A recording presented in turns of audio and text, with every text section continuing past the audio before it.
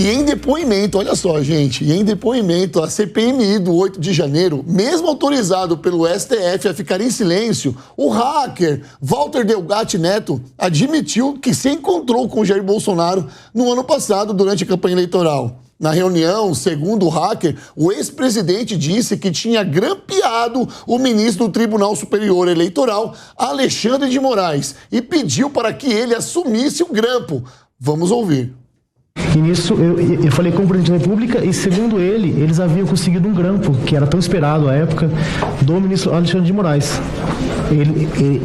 Segundo ele, esse grampo ele foi realizado já, que teria conversas comprometedoras do ministro, e ele precisava que eu assumisse a autoria desse grampo, lembrando que à época eu era o hacker da Lava Jato, né? Então seria difícil a esquerda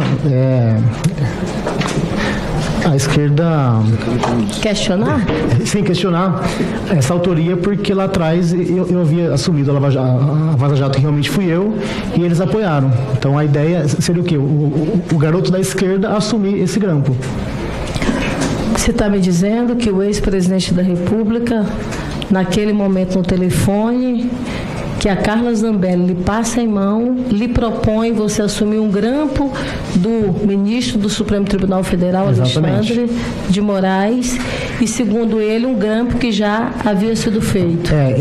Ele disse no telefonema que esse grampo foi realizado por agentes de outro país, ele me disse. Não sei se é verdade, se realmente aconteceu o grampo, porque eu não tive acesso a ele. E disse que em troca eu teria o prometido indulto, e ele ainda disse assim, ó, se caso alguém te prender, eu mando prender o juiz. Ele usou essa frase. Não, eu não entendi. Ele disse assim, fique tranquilo, se caso algum juiz te prender, eu mando prender o juiz. E deu risada. E olhem só, o hacker também reafirmou o que disse a Polícia Federal, de que foi contratado pela deputada Carla Zambelli para invadir os sistemas da justiça brasileira por R$40 mil. Vamos ouvir esse trecho.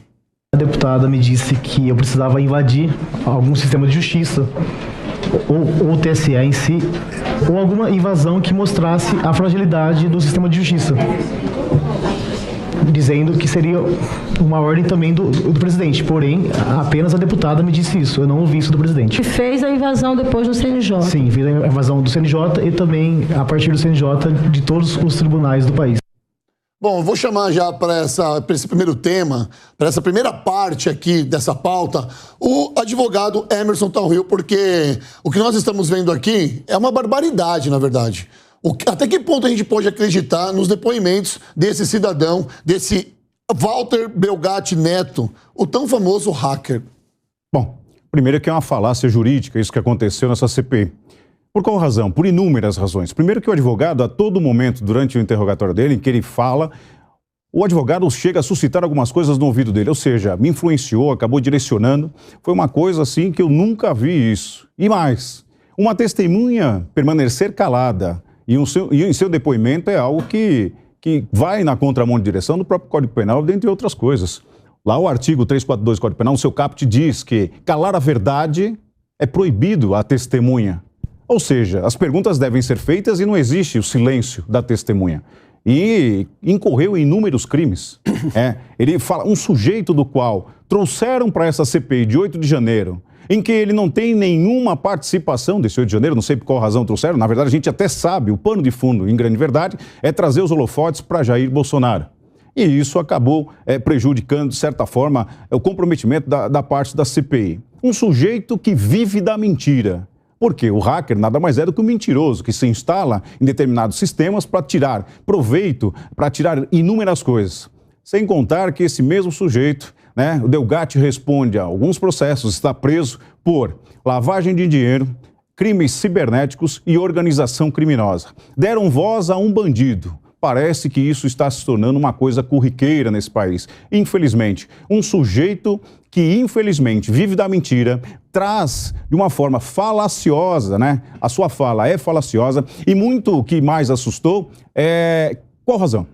Ele só se limitou a responder as perguntas feitas pela esquerda, perdão. Todas as perguntas feitas pela direita, ele se fez valer do silêncio. E me parece que tudo foi engendrado de uma maneira muito particular e subjetiva, e até mesmo nubilubilar. Obnubilar, essa palavra mais correta. Para quem não sabe, foram vistos os corredores do Senado, o advogado de Delgatti, juntamente com ele, conversando com uma senadora do PSB e um senador do PT. Ora, quem vai prestar um depoimento dessa magnitude processual não pode ficar aos corredores conversando, principalmente com senadores. É muito falacioso isso, é muito assustador. Tem mais coisas para a gente dizer aqui. Nós vamos discutir bastante aqui, fica tranquilo, nós vamos discutir bastante sobre isso, mas é bom o seu ponto de vista, você trazer o seu ponto de vista, porque ele já foi detido, preso. Está preso ainda. Então daqui a pouquinho o que vai acontecer? O policial vai ser transportado pelo chiqueirinho e o bandido vai pilotar a viatura. É mais ou menos isso que daqui a pouco vai acontecer no país. É inadmissível. Mas vamos se atentar ao hacker aqui, Negão, porque olha o que ele fala, tá? Desculpa. Segundo o hacker, o ex-presidente disse que tinha grampeado o ministro do Tribunal Superior Eleitoral, Alexandre de Moraes, e pediu para que ele assumisse o grampo. Você tem noção, sabe que o Brasil tem noção, você em casa, vocês conseguem entender a magnitude dessa fala, o tamanho, quanto estrondosa isso é? Por quê? Porque ele está falando que o Jair Bolsonaro havia grampeado o ministro Alexandre de Moraes e pediu para ele assumir esse grampo. Negão. Bom, antes de mais nada aqui, olá para todos o pessoal de casa, meus colegas de bancada. Eu tenho um segredo para contar para você, Rodolfo. Como você sabe, é um segredo. Como você sabe, eu faço musculação. Quando eu vou fazer supino, eu faço com 150 quilos de cada lado. Ô, louco, cara. Tá... Cada lado, sabia? Palumbo sabe aqui, Palumbo sabe que eu sou skatista. Eu acerto kickflip 10 vezes seguidas, Palumbo. Caramba. 10 vezes com skate de 40 polegadas ainda. Caramba, cara. Falar, até papagaio fala. Falar até papagaio fala. Por isso eu posso chegar aqui e falar que eu faço supino com 150 de cada lado. Difícil é provar. Não houve nenhuma prova, ele não trouxe nada, ele só falou. Ele foi perguntado pelos agentes, pela esquerda aqui, né? Não dá nem pra falar que foi o governo aqui, vamos falar logo a esquerda mesmo. Essa foi uma CPI, um dia de CPI totalmente dividido entre direita e esquerda e entre vamos pegar o Bolsonaro. O Emerson falou tudo aqui. O que ele tem a ver com o dia 8? A CPI é do dia 8. CPMI, né? Essa CPMI, é uma CPMI. Ela é mista. A CPMI é do dia 8. Então a gente deveria estar apurando o que aconteceu no dia 8, que todo mundo quer saber. Não é só a esquerda que quer saber, a direita também quer saber. E a gente parou um dia para trazer um camarada que já tá preso, está sendo julgado por outros crimes, para falar um monte de coisa sem trazer prova nenhuma. E na hora que a direita resolve fazer algumas perguntas, eu vou até citar aqui 2 personagens aqui, que foi o Nicolas Oliveira e o senador Flávio, Nicolas Oliveira, deputado federal, e o senador Flávio Bolsonaro, que fizeram perguntas simples. Não foram perguntas assim cabiciosas, não foram perguntas difíceis. Nicolas Ferreira e Flávio Bolsonaro. Entre eles, entre essas perguntas, tem um momento em que o senador Flávio Bolsonaro mostra uma foto, né, e pergunta se ele sabe quem é que está naquela foto, e ele usa o seu direito de ficar calado, só que naquela foto estava o advogado dele. O advogado. Por quê? Porque o Flávio Bolsonaro mostrou que o próprio advogado dele estava falando lá de um livro para que ele estava fazendo. Um livro ou um curso, agora uma apostila, não me lembro corretamente, mas era para juntar dinheiro para poder ajudar, adivinha quem? O hacker, o famoso hacker da Vaza Jato. Tudo é uma questão de provar. Lá ele pode dizer o que ele quiser, lá ele pode inventar a fantasia ou a realidade que for. A questão é, tanto a fantasia quanto a realidade ele tem que provar. Se ele tiver provas, ele que traga. Estranhamente, ele não trouxe já ali, entendeu, as suas provas. E é como eu disse, falar, até papagaio fala, eu posso chegar aqui também... O negócio é provar. O negócio é provar. O negócio tem que provar. O negócio é deitar lá no banco de supino e fazer com 150 de cada lado. Sabe o que me deixa preocupado com isso, delegado Palumbo? Porque ele fala e uma hora ele vai ter que provar. Porque ele não tem foro privilegiado, meu amigo. Uma hora ele vai ter que provar isso de alguma forma. Ele não consegue falando. E olha só, diante do depoimento do hacker, a CPMI, em entrevista exclusiva, exclusiva ao site da Jovem Pan, Jair Bolsonaro conversou com os repórteres Bruno Pinheiro e Rafael Felice e afirmou que é uma fantasia no depoimento do Delgatti. Abre aspas na fala do Bolsonaro. Ele está inspirado, está voando completamente. Fecho aspas. O ex-presidente confirmou ter se encontrado com o hacker para conversar sobre as urnas eletrônicas e pedido para que ele falasse com os militares que faziam parte da comissão eleitoral do TSE. Mas negou que tenha pedido para que ele assumisse a autoria do suposto grampo. É isso, delegado Palumbo? Bom, isso aí na polícia a gente chama de 13. O doutor Emerson vai saber o que significa 13. Para quem não sabe, eu vou explicar para vocês. Quando um policial fala, aquele cara é 13, ele está dizendo que aquele cara é maluco.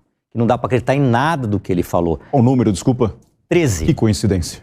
13. Então hoje, você é 13, é doido, a gente se afasta, poça d'água, a gente sai de perto, ninguém quer ficar perto. E ele é completamente maluco. Cadê as provas de tudo isso que ele está falando? Mas antes disso, tem a aberração jurídica de se passar por cima da lei do artigo 342, como bem citou o doutor Emerson, porque testemunha não tem o direito de ficar calado. Isso serve para indiciado, para investigado, para réu, correto, doutor? Perfeito. Agora, o Supremo, ele rasga completamente o Código de Processo Penal, rasga a Constituição, quando permite um direito que não está previsto em lei. Ele tinha que responder todas as perguntas e sem mentir, para não correr no crime de falso testemunho. Só colocar uma questão aqui, porque um paralelo, porque o STF deve ter entendido que ele é réu em uma das situações. Ele é réu. Mas ali ele estava como testemunha. Ele estava como testemunha, mas isso está acontecendo em todas as CPMI. E durante a CPMI isso está acontecendo direto. E também está acontecendo isso na CPI. Porque nós estamos vendo pessoas que estão ali na CPI, outrora interligado com o movimento, outrora não interligado com o movimento, mas também réu em muitas outras ações falando. Mas naquele caso, ele não estava como investigado, ele estava como uma testemunha. Então está bem claro que ele não teria esse direito. Está na lei, artigo 342, ele não poderia de forma alguma ficar calado, ele não pode calar a verdade. Isso está expresso no artigo 342. Mas, enfim, não é a primeira vez que a gente vê rasgar a Constituição e provavelmente não vai ser a última. Eu acho que eu fiz um curso de direito que não vale mais nada hoje, porque tudo que a gente aprendeu, que eu aprendi na época que eu fiz aqui em Ribeirão Preto, na época não vale mais nada. Não, mas infelizmente, Rodolfo, mais novo calor infelizmente, eu gostaria de estar aqui e não falando isso, mas tudo que a gente viu na faculdade, e é uma faculdade difícil, infelizmente a gente não está vendo agora na prática. O Supremo é um poder supremo, mas não pode tudo. Não pode rasgar a Constituição, com todo o respeito que a gente tem que ter pela instituição. Ô, Rica, olha só, já que a gente está falando da Carla Zambelli, olha o que diz a defesa dela, tá? Em defesa, a deputada federal Carla Zambelli também se manifestou. Por meio de uma nota, eles disseram que, abre aspas, suas versões mudam os dias, suas distorções e invenções são rechaçadas de mentiras, fecho aspas. Agora ficou mais fácil entender o que disseram a defesa da Carla Zambelli. Como é que você vê esse cenário do hacker colocando Jair Bolsonaro, citando Carla Zambelli, colocando números, né? Colocando R$40 mil como forma de pagamento. Como é que você encara esses fatos? Olha, os colegas aqui já falaram, né? Realmente é uma pessoa difícil de você poder crer, de você acreditar, incorreu em vários crimes, está preso. E aí está falando sobre um ex-presidente, está falando sobre uma deputada, ou seja, não está falando sobre pessoas, estão falando sobre pessoas aqui muito importantes. De fato, pode ser uma tentativa de defesa aqui do hacker para tentar se livrar de alguma coisa ou para jogar um fogo, né, para tirar um pouco da responsabilidade que ele teve. Ele mesmo comenta aqui da responsabilidade, ele mesmo comenta das ilicitudes que ele cometeu. Então vamos lá. Evidentemente, ele não tem prova disso, e a gente estava aqui comentando, né? Como que a gente faz com alguém que fala coisas tão complicadas, tão complexas, que podem mexer tanto, né, com o nosso país, um país inclusive muito polarizado, que a gente sabe, sem ter provas disso. E vamos lá. É óbvio, né? Tá certo aqui a defesa da Carla. Entendo que é muito difícil dele conseguir comprovar o que ele está dizendo. O único problema é Bolsonaro e Carla, em algum momento, se encontraram com esse hacker. Se tem algum erro aqui, que eu entendo, provavelmente o que aconteceu, foi se encontrar com uma pessoa que poderia levar a falar ter esse tipo de afirmação, porque depois as pessoas podem se perguntar, mas peraí, ele já era hacker, ele já tinha feito alguma coisa, alguma licitude, por que então convidaram essa pessoa, falaram com ele pessoalmente e tudo mais? Eu tenho, assim, evidentemente eu posso acreditar, eu não estou vendo nenhuma prova, a minha impressão é que isso aqui é uma loucura completa, isso não faz nenhum sentido, ele está tentando se defender. O único problema de fato é que por ter esse encontro no passado, ele acaba utilizando desse encontro para gerar a dúvida na população, a dúvida em quem está ouvindo, e num país popularizado, ele pode, de fato, conseguir ter um pouco de sucesso em gerar essa dúvida, o que é uma pena. Eu, como economista, fico pensando, quanto mais o país fica perdendo tempo, ouvindo gente que não merece crédito sobre uma coisa que, sinceramente, ele nem tem prova para isso, a gente está perdendo o nosso tempo, a gente está perdendo tempo para esse país ser melhor, correr melhor, para a gente conseguir realmente ter discussões inteligentes. A impressão que dá. Esse é o negócio. Parece uma briga de condomínio ali. É que ele levantou muito bem. É pão e circo, nós estamos em Roma, você entendeu? É isso que está acontecendo. Mas tem um propósito, Ronaldo. Tem um propósito. Rodolfo, prazer, viu? Perdão, prazer, Rodolfo. Beleza, perdão. Enfim, mas isso tem um propósito. É justamente tirar o foco, os holofotes do governo, que tem feito aí suas lambanças e suas pedaladas, como assim podemos dizer. E outra coisa, um sujeito que muita gente não sabe, é um sujeito que conseguiu invadir, né, o Telegram do nada mais ou menos que a época do procurador Deltan Dallagnol. E do Moro. E do Sérgio Moro. Inclusive, ele ofendeu o Sérgio Moro, cometeu crimes de calúnia, entre outras coisas, desrespeito isso na CPMI, e nada foi feito. Não, aquilo lá foi uma vergonha, doutor. Um sujeito... Lá foi uma vergonha. Então, e um sujeito, para quem não sabe, que quando ele foi preso da primeira vez, foi arrecadado em posse dele 7 terabytes de informações. Ele só apresentou para o site do Intercept 56 gigas, ou seja, ainda existe muita coisa ainda para ser descoberta, e um sujeito que violou ali, invadiu 100 autoridades pelo menos. E isso não pode ser deixado passar de lado. Outra coisa, Rodolfo, que é importante o pessoal também saber, nossa audiência, é que justamente esse mesmo sujeito, ele se declarou já que votou no Lula, que apoia o Lula. Inclusive, numa live, ele disse que vai tentar tirar algo de positivo de todo esse episódio que ele vem passando para se projetar como uma possível candidatura a deputado federal. Veja só pelo jeito com que ele falou, só ver pelo jeito com que ele falou com o senador Sérgio Moro. Sim. A única prova que a gente tem... E, eu vou falar para vocês, eu acompanhei pelo menos umas 4 horas hoje da CPMI, e a única coisa que foi essa semana, né? Essa semana, desculpa. Essa semana, a única prova desse... eu tô falando de 4 horas, hein? A única coisa provada mesmo foi a invasão do CNJ. E por que eu tô falando prova? Porque a única prova que se tem, de que ele fala que ficou lá por 4 meses, e a única prova que se tem, pelo menos até onde eu vi, até onde eu pude acompanhar... E no seu entendimento? No meu entendimento, que ele esteve realmente lá, foi justamente aquele mandado de prisão onde ele coloca o nome do ministro Alexandre de Moraes pedindo para prender ele mesmo.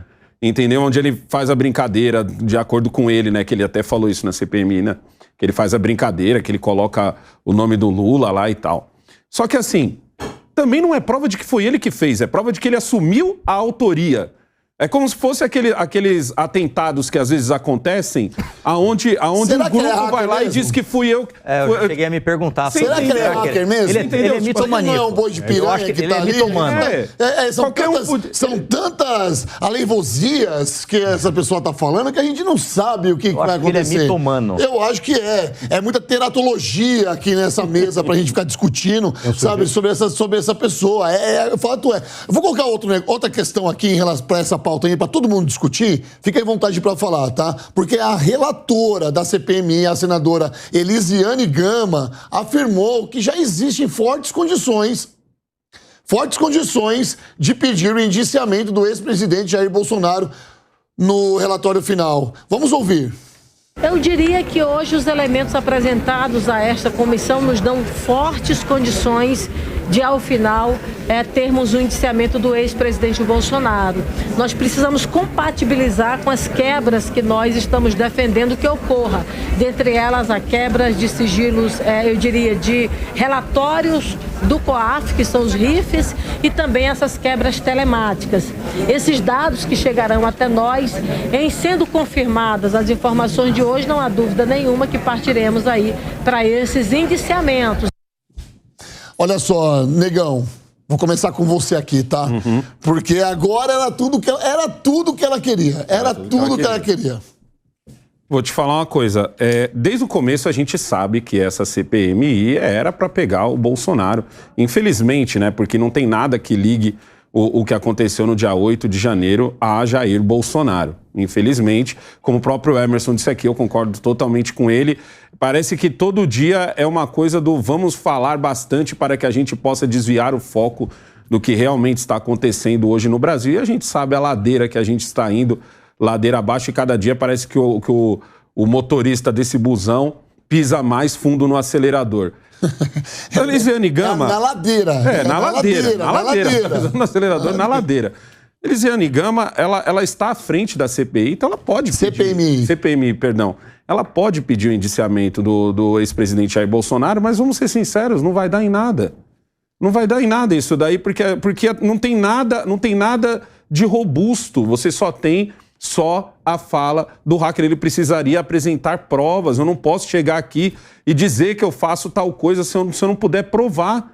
Ou então a gente vai ter que começar a mudar as leis. Emerson, a gente tem dois advogados aqui. Já mudaram as leis. Porque como é que vai ser agora? Qualquer um pode chegar, falar e não precisa mais provar. Tá mais ou menos assim, negão. Entendeu? E o duro que é político. Tá aberto a gente, fica à vontade pra falar. Por um motivo muito simples, de fato, e banal, como o governo tem ganhado um grande apoio com as emendas, com tudo que a gente está vendo com os ministérios, que é uma discussão que a gente tem visto nas últimas semanas, o governo consegue ganhar apoio e consegue, às vezes, com um pelo no ovo, começar um processo muito sério, sem poucas provas, nada de prova, exato. Certo? E uma coisa muito séria é que aí movimenta o país novamente, movimenta a polarização e tudo mais. O testemunho sem prova de absolutamente nada, e o doutor sabe melhor que eu, que a testemunha é a prostituta das provas. Isso a gente aprendeu lá 20 anos atrás, na faculdade de Direito. Ele não trouxe provas nenhuma. Eles estão jogando uma cortina de fumaça para fugir do foco,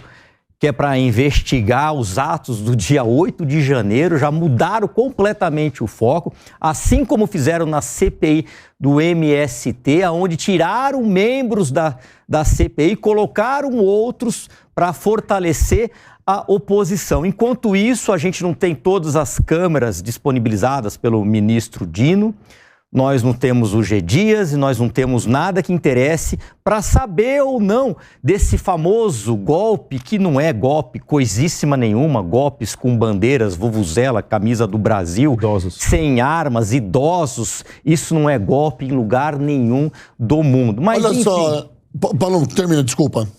Não, era isso. E o desrespeito que fizeram com o Sérgio Moro, não sou advogado dele, não é meu amigo, nada disso, mas eles desrespeitaram o Senado Federal, o Congresso Nacional. Quando uma pessoa desqualificada, um monte de passagem criminal, respondendo processos, aponta o dedo para um senador da República e fala que ele é um criminoso quanto mais. Ele tinha que sair preso de lá. Preso, porque o Sérgio Moro, embora eu tenha minhas ressalvas contra ele não foi condenado em absolutamente nada.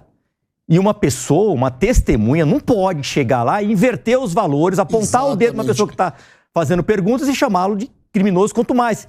É onde eu quero chegar. Parte dos senados aplaudindo essa conduta. Não importa se é de direita, se é de centro, se é de meio, se não é de nada. Ele desrespeitou o Congresso Nacional, o senador da República, e não fizeram nada. Parece uma reunião de condomínio. Olha só, Palumbo, foi levantado aqui, eu acho que foi o Negão que falou que não vai dar em nada pro Jair Bolsonaro, ok? Nós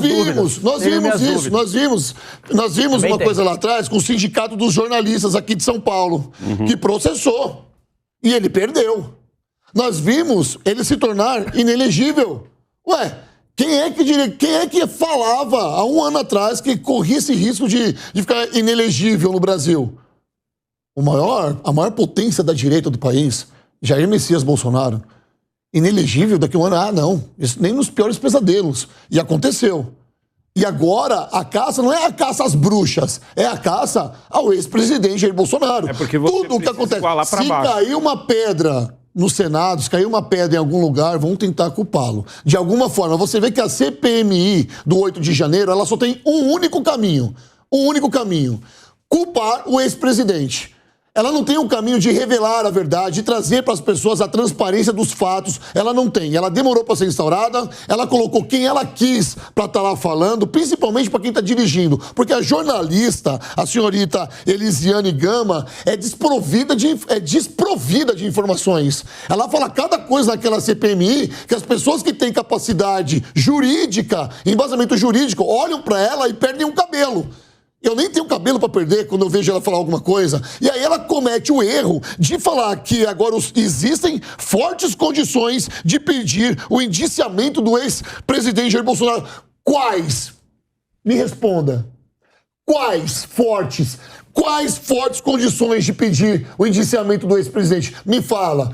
Se baseando no quê? Numa falácia de alguém que está indo lá e nem sabe o que está dizendo? De alguém que está indo lá e só respondeu as pessoas da esquerda. A oposição não teve direito de resposta. Vocês acompanharam isso. A oposição não teve direito nenhum de respostas por parte desse hacker. Eu tô chamando ele aí de hacker, mas eu nem sei se ele é hacker de verdade, tá? O senhor Walter Delgatti Neto. Me parece algum absurdo que eu tô falando? Isso aí é fácil de explicar, Rodolfo, porque é o seguinte. Jair Bolsonaro hoje é sim a maior potência que a gente tem do lado direito da força. Ele perde a eleição para o presidente Lula, ele teve aqueles problemas que teve lá conforme a campanha, a gente viu coisas que o ex-presidente o presidente Lula podia falar, o presidente Bolsonaro já não podia, a gente viu que não foi ali, essa corrida não foi igualitária para os dois lados. E aí o que se pensou? Nossa, agora o país estará apaziguado, vamos acabar a bendita polarização. Lula assume no dia 1º de janeiro, a gente já está em agosto e até agora parece que o governo não começou. O Centrão está cada vez mais faminto. O Brasil não está andando como deveria estar andando. E quem está fazendo com que a popularidade de Bolsonaro suba não é o Bolsonaro, porque quase ele não fala nada. É difícil hoje você pegar uma fala do Bolsonaro, entendeu? É muito mais por causa da má administração do atual presidente da República, Luiz Inácio Lula da Silva, que Bolsonaro está sendo lembrado, do que pelo próprio Bolsonaro. Ele já está sendo comparado, e não está sendo comparado o mandato do presidente Lula de agora com o mandato do ano passado. E aí, quando todo mundo pensou, e o pessoal mais de centro, entre aspas, porque para mim, esse pessoal em cima do muro, para mim, pende para a esquerda, entendeu? Esse pessoal pensou, agora está na hora de pegar o capital político do Bolsonaro, ele está quebrado e tal, vamos pegar os benditos bolsonaristas. Eis que pessoas próximas a Bolsonaro pedem a bendita vaquinha do PIS e 750 mil pessoas, pega esse número, Brasil, 750 mil pessoas ajudam do próprio bolso Jair Bolsonaro. E não tem R$1 de dinheiro errado aí. Porque se tivesse, meu amigo, eu não ia precisar de hacker, não ia precisar dessa papagaiada toda que a gente viu nessa CPMI. Alessandro, você falou que você acha que não vai dar em nada. A preocupação que acho que eu tenho, pode ser que outras pessoas, é que como é um processo político, o que pode acontecer? Pode acabar dando em alguma coisa que não tem prova. Alguma coisa que, de fato, você não pode ir lá e... Isso aqui pode... a gente não achava que era impossível. Sim. Isso não ia acontecer dele ser inelegível. Quem falou que inelegível. Não vai valer nada? Exatamente. Ela pode valer, porque quem vai tomar essa decisão são os políticos. E os políticos, eles vão apresentar um relatório. A relatora é completamente tendenciosa. Inclusive é amiga do Flávio Dino. Então, quem falou que não vai valer nada? Quem é que vai ler esse relatório? Quem é que vai apresentar esse relatório? Mas, Paulo, deixa eu só o Rica terminar o raciocínio dele, que eu tô fazendo umas anotações, que eu vou em cima do raciocínio dele, então, tá? Aí você já fala do hacker. Então vamos lá. Por favor, Rica. Então, isso aqui pode gerar, de fato, alguma confusão. Isso aqui vai existir um relatório. Esse relatório depois vai ser votado ou vai ser discutido de maneira política. A gente pode ver impeachment, a gente pode ver o que aconteceu pro passado. Às vezes por coisas muito pequenas. Se tinha prova ou se não tinha prova. As pessoas foram presas, tiveram impeachment, esse tipo de coisa. Ou seja, pode acontecer uma coisa parecida. Se teve decisão monocrática ou não, aconteceu. É isso aí. Então pode acontecer uma coisa parecida. Então, de fato, acho que o difícil para nós, seja você de esquerda, seja você de direita, isso aqui é péssimo para o país. Quando uma testemunha vai lá falar sobre o que aconteceu, os episódios sobre um determinado assunto e só responde um lado, o lado da esquerda, o lado da direita, não responde, só da esquerda não responde da direita, já mostra que existe alguma coisa muito, muito errada. Tá muito errado ali. Quando ele está no corredor conversando com um senador, né? senador de um lado ideológico, também mostra. Então, tudo isso aqui mostra que isso aqui acaba sendo um grande teatro. E esse grande teatro pode gerar mais confusão. Essa é uma grande preocupação de fato que eu tenho. Palumbo, por favor. Isso, é uma grande cortina de fumaça, eles estão construindo uma narrativa, tiraram o foco do dia 8, já estão colocando outros focos, pegaram uma testemunha totalmente desqualificada, falou um monte de lorota, não apresenta uma prova, pagou 40 mil? Para quem você pagou? Aonde você pagou? Foi em dinheiro? Não foi aonde? Porque hoje a cidade inteira é monitorada, todo lugar tem câmera, foi numa bolsa, não foi? Apresenta algum tipo de prova, não tem. Então eu chego a dizer que ele é 13, que é maluco na gíria policial, e me tomando, ele está acreditando na própria mentira. E se colocar ele para dar 10 vezes um testemunho, ele vai contar 10 versões diferentes. Essa é a minha opinião. Para finalizar essa pauta, eu quero te ouvir, doutor. Pegando o gancho do Palumbo, que acontece. Para quem não sabe, a Polícia Federal já intimou novamente o Walter para que preste informações por conta das contradições que ele apresentou no primeiro depoimento e agora. Muita gente não sabe. Ele vai prestar novas informações, novo depoimento, Paulo. Muita gente não sabe. Por conta das contradições. Muita gente não sabe. Veja só, um sujeito que se diz hacker, que grampeou, ele que é um dos grandes partícipes da Vaza Jato, da qual foi julgada pela Suprema Corte e dezenas de pessoas foram absolvidas por conta daquelas provas que não eram legítimas naquela ocasião. E o que acontece? Esse viés político da esquerda, se assim podemos dizer, eles conseguem trazer essas falácias, uma forma de simetria para tentar condizê-las que seja uma verdade. É isso que impressiona, é isso que assusta. E como o Rick falou aqui, o Rick falou que parece que é um teatro. Da minha concepção, um teatro dos horrores, essa é a grande verdade que a gente vive. E muito mais, criaram a tese da teratologia. Viu, Rodolfo? Exatamente. Que é o quê? Que é a inverdade. São esses monstros jurídicos e até políticos que fazem no dia a dia e estão se tornando verdade. Isso é assustador, porque hoje a água bate na nádega de pessoas que não fazem parte do nosso círculo de amigos, até mesmo de familiares. Mas essa mesma água que bate lá em Chico vai bater em Francisco. Porque quando deram o poder disso daqui para um sujeito que não tem uma coerência, uma prudência do que está fazendo, isso é assustador. Os judeus que o digam, que toda vez era só mais uma lei, só mais um decreto. Quando deram cabo disso, já estavam enclausurados nas câmaras de gás, morrendo, e toda aquela nefasta notícia e que foi vivida na história. E hoje a gente vive um falso Estado democrático de direito, violações a princípios básicos e necessários, e eu não sei onde a gente vai chegar, Rodolfo.